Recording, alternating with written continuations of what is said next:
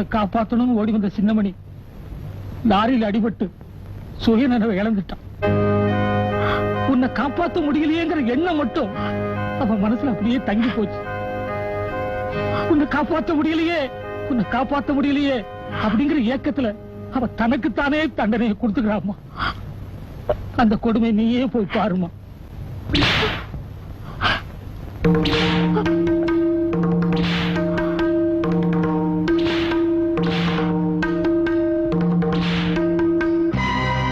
என் கண்மணி என்னால காப்பாற்ற முடியல, என் கண்மணி என்னால காப்பாற்ற முடியல, என் கண்மணி என்னால காப்பாற்ற முடியல.